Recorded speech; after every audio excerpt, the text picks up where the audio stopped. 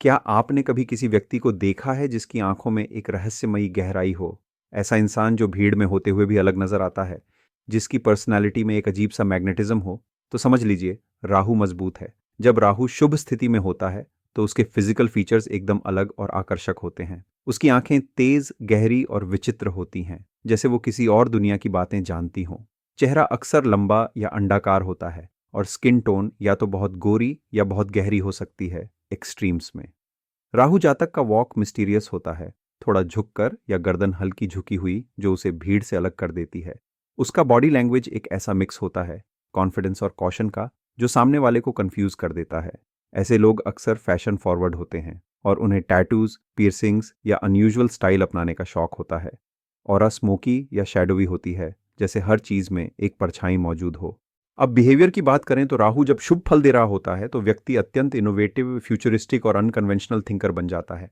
वो चीज़ों को सरफेस से नहीं, गहराई से देखता है। उसकी इमेजिनेशन पावर असाधारण होती है और वो समाज के पुराने नियमों को तोड़कर नई सोच को जन्म देता है।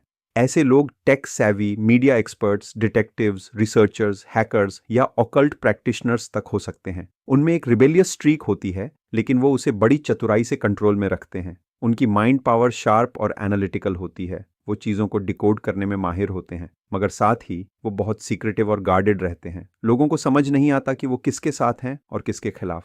अब सोचिए, अगर राहु इतना जबरदस्त है तो उसका असर उस घर पर भी पड़ता है जिसमें व्यक्ति रहता है। ऐसे घरों में कुछ चीजें कॉमन होती हैं। घर में डार्क कॉर्नर्स, रहस्यमयी एनर्जी और कभी कभी इलेक्ट्रॉनिक्स का अचानक काम करना बंद कर देना। ऐसे घरों में अक्सर ब्लैक, ग्रे या डीप पर्पल रंगों की डोमिनेंस होती है। मिरर्स, शार्प ऑब्जेक्ट्स या एब्स्ट्रैक्ट आर्टवर्क वहां ज्यादा होता है। पूजा घर एक कोने में और थोड़ा छुपा हुआ होता है। घर का एनवायरनमेंट थोड़ा केओटिक लेकिन सिमल्टेनियसली इंटेंस और इंस्पायर्ड हो सकता है। ऐसे घरों में अक्सर पेट्स, खासकर कैट्स या ऐसे जानवर जो इंट्यूटिव होते हैं, पाए जाते हैं। कभी कभी घर में पुराने जमाने की या मिस्टीरियस चीजें रखी होती हैं, जैसे कॉइन्स, फॉरेन आइटम्स या अनयूजुअल स्टैच्यूज, जो राहु की एनर्जी को और एक्टिवेट करती हैं। लेकिन जब राहु अशुभ होता है तब तब कंफ्यूजन, इल्यूजन और फियर व्यक्ति की जिंदगी में घर कर जाते हैं। डिसीजंस गलत होने लगते हैं, व्यक्ति झूठ बोलने लगता है या गलत संगत में पड़ जाता है। तब जरूरत होती है राहु के दोष को शांति देने की। इसके लिए कुछ असरदार उपाय हैं। हर शनिवार या बुधवार को नारियल बहते जल में प्रवाहित करना एक अद्भुत उपाय माना जाता है।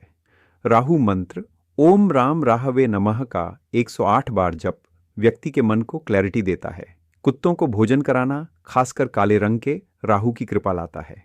नशे से दूर रहना राहु को कंट्रोल में रखता है। नीला फूल, खासकर अपराजिता, घर में रखना भी शुभ माना जाता है। किसी अंधे व्यक्ति या शैडो वर्कर की सेवा करना राहु के दोष को शांत करता है। घर के दक्षिण पश्चिम कोना साफ रखें और वहां हल्की रोशनी रखें। और सबसे जरूरी, खुद से झूठ बोलना बंद करें। राहु तभी कष्ट देता है जब आप अपनी ही आइडेंटिटी से भागने लगते हैं। तो याद रखिए, राहु डर नहीं है, एक चुनौती है। वो आपको शैडो से लाइट की ओर ले जा सकता है, अगर आप उसकी दिशा समझ लें।